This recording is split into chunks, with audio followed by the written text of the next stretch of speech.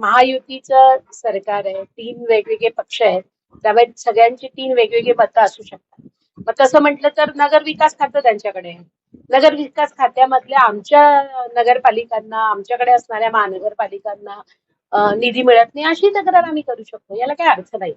महायुतीमध्ये प्रचंड समन्वय आहे आणि त्या समन्वयातून आम्ही सगळे एकत्र काम करतो.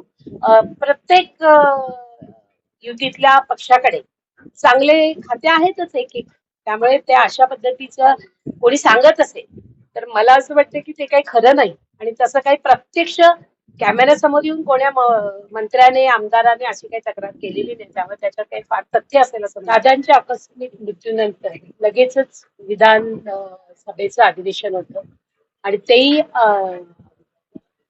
महाराष्ट्राचा अर्थसंकल्प त्यावेळेस मांडला जाणार होता आणि मग ते स्वाभाविक आहे की महाराष्ट्राचे मुख्यमंत्री आदरणीय देवाभाऊंना ते स्वतःकडे अगदी नाईलाजाने घ्यावं लागतं. म्हणजे त्यांची काय त्याच्यामध्ये इच्छा होती किंवा काय होतं, पण तो प्रसंगच असा होता आणि त्याचं दादांचं अर्थसंकल्पामधलं प्रत्येक स्वप्न पूर्ण करणं हे त्यांना सुद्धा मनापासून वाटत होतं आणि म्हणून त्यांनी ते स्वतःकडे घेतलं.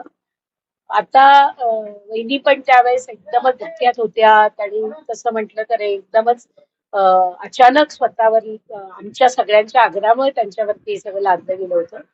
त्यामुळे आतापर्यंत ते बरोबर होतं त्यांच्याकडे असणं. आता या सगळ्या याच्यामध्ये हळूहळू आमचा पक्ष महायुती सावरते आहे आणि म्हणून राष्ट्रवादी काँग्रेस पक्षाकडे अर्थसंकल्प अर्थ खातं हे आलं पाहिजे आणि तो आमचा अधिकार आहे.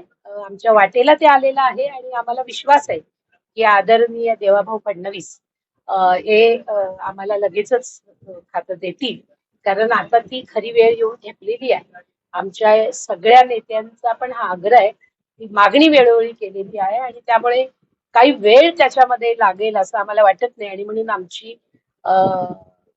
मुख्यमंत्री देवेंद्र फडणवीस सरांना उपमुख्यमंत्री एकनाथ शिंदेंना महायुतीतल्या दोघही घटक पक्षांना विनंती आहे की ते खातं राष्ट्रवादीला ताबडतोब